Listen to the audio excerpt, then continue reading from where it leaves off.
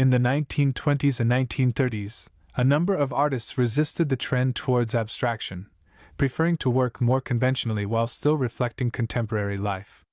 Figurative painters in Europe and America continued the tradition of realism, but in several diverse styles. Far from being anachronistic, many 20th century figurative painters were very much of their time not only in their choice of subject matter, but also in the various styles they adopted, continuing a tradition of representational art through to the present day. Origins and influences. The realist and figurative painting of this period had two principal sources. One was the 19th century social realism of artists, such as Courbet and Millet, who were concerned with the representation of everyday working life.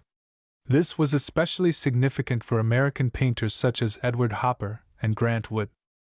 The other was the revival of the classical style in Europe following World War I, a tendency associated with nationalism and political conservatism.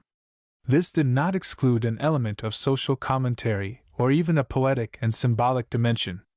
Style and subject. Many of these figurative artists had previously experimented with cubism and other avant-garde styles, and some had also worked as commercial artists or photographers. Inevitably, this influenced their representational style.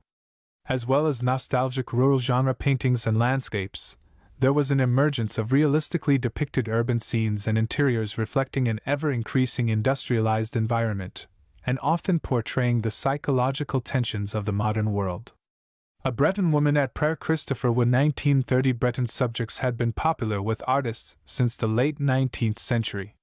This fishing region in North France with its ancient history and traditional costumes was viewed as a kind of refuge from the modern world. Realism and figurative painting. Timeline. After World War I, figurative painting enjoyed a revival. The American regionalists, such as Grant Wood, emerged in the 1920s and 1930s, while in Europe, there was a renewal of the realist tradition with artists like Fausto Pirandello. The 1940s saw Edward Hopper reach the peak of his achievements with atmospheric works such as Nighthawks.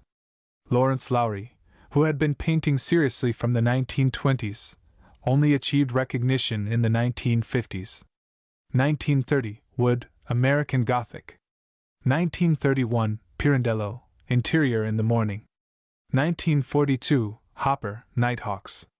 1942, Lowry, An Island. Interpretations.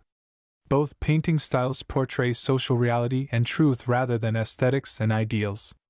In the U.S., these paintings were the first expression of American-born painters attempting to interpret American life. America. The realism of the Ashcan school was followed by a gentler and more nostalgic figurative style during the Depression years seen in the work of the American regionalists, predominantly Thomas Benton, John Curry, and Grant Wood, but this realism resurfaced in New York with Hopper's bleak portrayals of urban life. Although distinctly different in character, the regionalists and Hopper shared a background in commercial illustration that informed their painting and contributed to its local flavor. Also working in the 1920s and 1930s were precisionist painters such as Charles Sheeler, who was also a commercial photographer. His paintings of cityscapes and the machinery of modern technology are almost photographic in their realism, yet the mainly figureless scenes and geometric shapes verge on the abstract in their composition. Georgia O'Keeffe was similarly influenced by photography, but alongside her landscape painting developed a naturalistic, rather than realist style. Studies of sun-bleached bones and extreme close-ups of flowers also give an impression of abstraction. Europe. Representational painting in Europe also had regional variations, but some form of realism continued into the 20th century across most of the continent. The realist tradition of social commentary survived too, overtly with artists such as Solana, whose depictions of Spanish working-class life carried a strong political message, but less obviously in other figurative paintings of the period. Pirandello, for example, adopted a form of poetic realism, distorting perspective and introducing irrational elements into otherwise mundane domestic scenes, which introduced a metaphorical as well as social tone to his work, and Ballas took on some of the allegorical mannerisms of surrealism in interior paintings that are dreamlike and often disturbingly erotic. Yet another interpretation of realism can be seen in the very English industrial landscapes of L.S. Lowry, who affected a simplified, faux naïve style. Steam turbine Charles Sheeler. The geometrical shapes of urban and industrial scenes, meticulously depicted by Sheeler and other precisionists, echo elements of cubism and abstract art as well as the more obvious influences of photography and commercial illustration. 1939, oil on canvas, 56 by 45.7 centimeters, Butler Institute of American Art, Youngstown, Ohio, U.S. The washerwomen Jose Gutierrez Solana. The subject matter of figurative painters such as Solana, working people in everyday situations, places them firmly in the realist tradition, but recognizably 20th century in style. 1931, private collection. Georgia O'Keeffe. B. Sun Prairie 1887, D. Santa Fe, 1986. In a career that spanned much of the 20th century, Georgia O'Keeffe combined both the figurative and the abstract in her paintings of flowers, bones, and shells. Her works present their subjects in exquisite detail, as abstract images with symbolic connotations. They are often suggestive of female genitalia, although O'Keeffe denied that they had any feminist subtext. Born in rural Wisconsin, O'Keeffe took an interest in art at an early age and left home in 1905 to study in Chicago and New York. For a while, she worked as a commercial artist, but then abandoned art to become a teacher. In 1915, however, she produced a series of abstract charcoal drawings that launched her career. They were shown at a gallery in New York run by the photographer Alfred Stieglitz, who continued to show her work regularly, and whom she eventually married in 1924. Her works began to command high prizes, and she became one of the U.S.'s most successful living artists. Lifeline.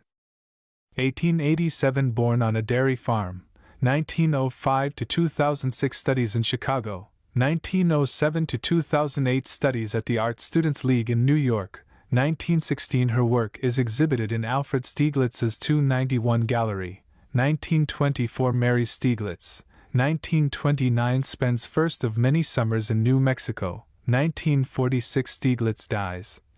1949. Moves to Ubiquitous, near Santa Fe, New Mexico, 1971. Goes blind. Takes up pottery, 1986. Dies, aged 98. Red, white, and blue. A sunbleached cow's skull was a recurrent subject for O'Keeffe. Here, set against the blue of New Mexico skies, between red borders, there is also a sly reference to the American flag.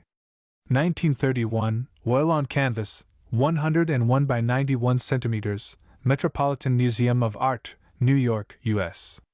My Autumn. In the late 1920s, O'Keeffe began a series of paintings of flowers and plants in extreme close-up. The cropped images and often enormous scale force the viewer to examine the subject more closely, seeing it for what it is rather than as an element within a composition. 1929, oil on canvas, 102 by 76 centimeters, private collection. Nothing is less real than realism. It is only by selection, by elimination, by emphasis that we get at the real meaning of things. Georgia O'Keeffe, 1922.